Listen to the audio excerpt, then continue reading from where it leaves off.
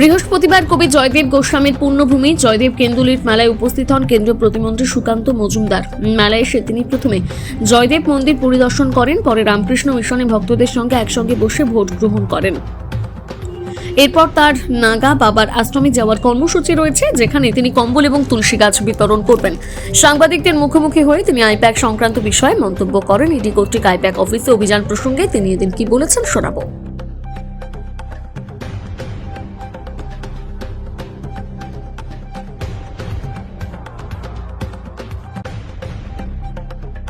প্রসাদ নিয়েছিলাম এই রামকৃষ্ণ মিশনে।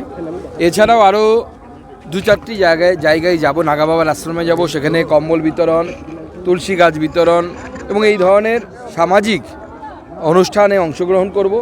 আপনারা জানেন যে হাজার বছরের সংস্কৃতি হচ্ছে এই জয়দেব কেন্দুলি মেলা, যেই নদীর তীরে মা গঙ্গা স্বয়ং আবির্ভূত হয়েছিলেন অজয় নদীর তীরে, এবং সেখানে গীত গোবিন্দর রচয়িতা জয়দেব গোস্বামী তার সাধন ক্ষেত্র এবং তার স্ত্রী পদ্মাবতী, এই দুজনের সাধন ক্ষেত্র ছিল বৈষ্ণব সহজিয়া পদ্ধতি, যার মধ্য থেকে পরবর্তী সময়ে বাউল থেকে শুরু করে অন্যান্য সম্প্রদায়ের উদ্ভব হয়েছে।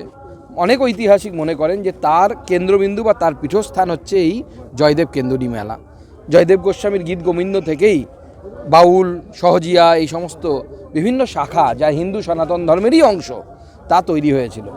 সেই পবিত্র ভূমিতে এসে আমি নিজেকে ধন্য মনে করছি এবং কবি জয়দেব গোস্বামী তার স্ত্রীর যে সাধন ক্ষেত্র এবং তারপরে বহু পুণ্যাত্মা মানুষের পদধূলি এই মাটিতে পড়েছে, সেই পদধূলিকে মাথায় নিয়ে আমরা পশ্চিমবঙ্গকে আগামী দিনে জয়দেব এবং পদ্মাবতী এবং গীত গোবিন্দর বাংলা রাখতে চাই।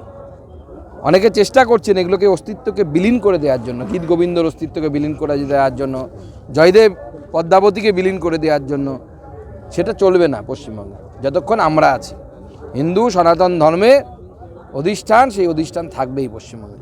বলছি আইপ্যাক কাণ্ডে পুলিশের ডিজি, কলকাতা পুলিশ কমিশনার সহ 3 জনকে সাসপেন্ড করার দাবি করেছে ইডি, কি বলছেন? কোর্টের কাছে বলেছে তারা, এবং কোর্ট ঠিক করবে এই বিষয়ে। এটা ইডির ব্যাপার, আমি তো বলতে পারবো না ইডি কেন কি বলেছে। কিন্তু সেদিন এদের যে রোল ছিল, যে ভূমিকা ছিল, সেই ভূমিকাটা আইন বিরুদ্ধ ছিল, এটুকু আমি আইনের ছাত্র হিসেবে বলতে পারি। চাকুলিয়াতে বিডিও অফিসে ভাঙচুর, শাসক দলের মদতে কি এসআইআর আরো হিংসাত্মক হচ্ছে এই বিরোধিতা? দেখুন, ভাঙচুর কোথায় হচ্ছে? চাকুলিয়াতে হচ্ছে, গতদিন হয়েছিল ফারাক্কাতে।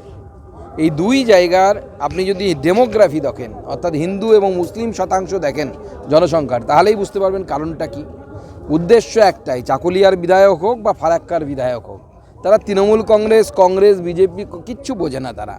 তাদের একটাই কাজ, বাংলাদেশ থেকে আসা মুসলিম অনুপ্রবেশকারীদেরকে নাগরিকত্ব দেওয়ার ব্যবস্থা করে পশ্চিমবঙ্গের ডেমোগ্রাফিকে পরিবর্তন করা এবং পশ্চিমবঙ্গকে আইএসআইএসের পীঠস্থান তৈরি করা, ইসলামিক জঙ্গিবাদের পীঠস্থান তৈরি করা। ভারতীয় জনতা পার্টি তার বিরুদ্ধে লড়ছে, আগামী দিনেও আমরা লড়ব।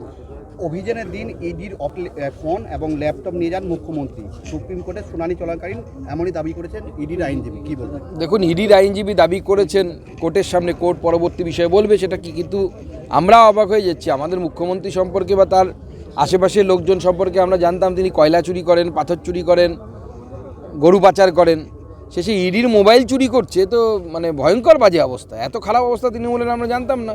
এর থেকে তো বাটি নিয়ে বসলেই হতো রাস্তায়, মানুষ দিয়ে দিত পয়সা।